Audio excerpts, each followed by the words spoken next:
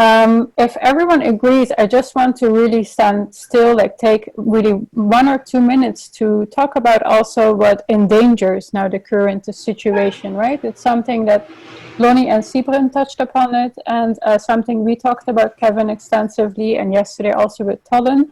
And I think it's important also for us and our listeners today, just to hear about, you know, the exactly what you just referred to, and what is also shown in the film, the conflicts that a lot of Maroon communities are fighting against and trying to overcome also, which has to do with the land rights.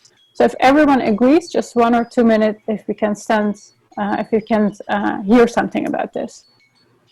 I'll just start in a few sentences. Yeah.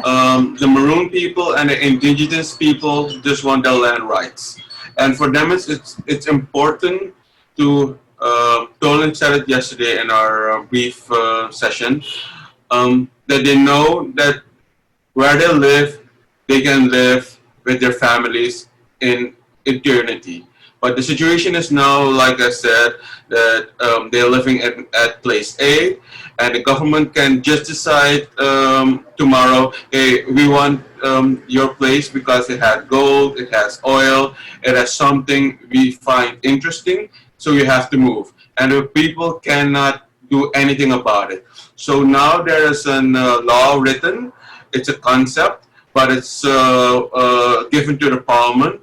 And the hope is that that law can be done by the parliament, can be analyzed by the parliament, and hopefully not this year, but maybe next year, that law can be legislated so the people have land rights. But like I just said, they need, the government has to legislate that law, and the government is also in this the bad guy.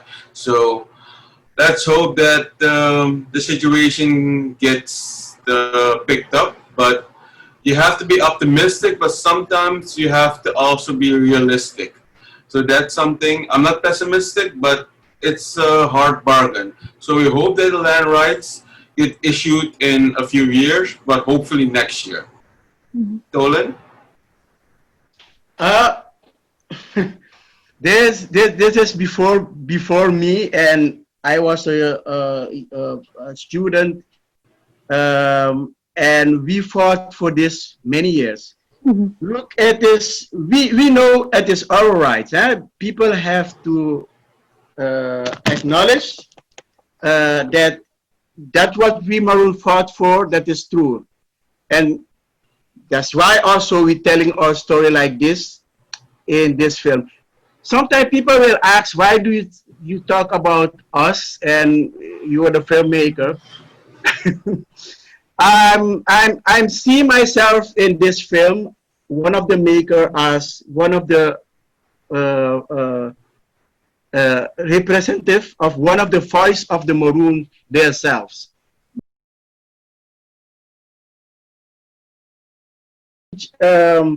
Each government, once they comes to power, they said, okay, we will. This is one of our priority, and it will be 1 or 2 years. One of the people is just the last government, and I think all Maroon people and indigenous people believe that government because it was, and they start. Let me say, they start at the beginning to come with solutions, but always it stuck. One of the things why it is stuck, what we can see as indigenous and Maroon lands is more than 80% of the country. And we know, Paramaribo, where Kevin and I live, we have nothing there than who they say, murder and the mud. Mud, yeah.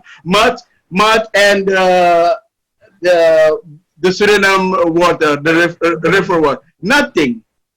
All our resources come from the interior. The interior, and that's why it stops. You know, and the government want to have a big hands on that, and no out of the government, even if Maroon people are not on power, they are also they are also part of the government. So I think that is, I say before me, in my time as students, we fought against this, but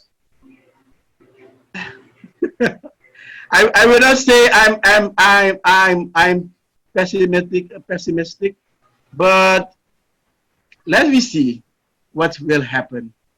Let me see. I think we have the right on our side because international community look at us.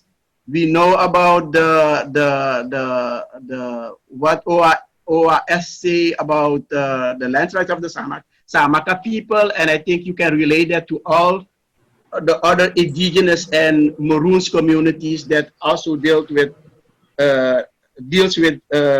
this problem. And we know as Maroon people, by our through our history, the way we live there, that is there's not doubt about that we have rights on the lands we live. That is my, I think, my power voice. There's no doubt. It's only the acknowledgement from the government, and we know the problem. What the problem is? Yes, no of the government. They will use it like a kind of political, political. Sorry, I don't. Politics, statesmen. Each time, oh, we will solve it. We are one of you.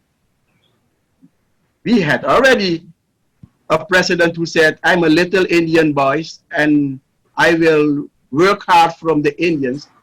And now we have also a kind of little Maroon guys who on the first day when he became parliament's president of the parliaments in Suriname, he told about his history.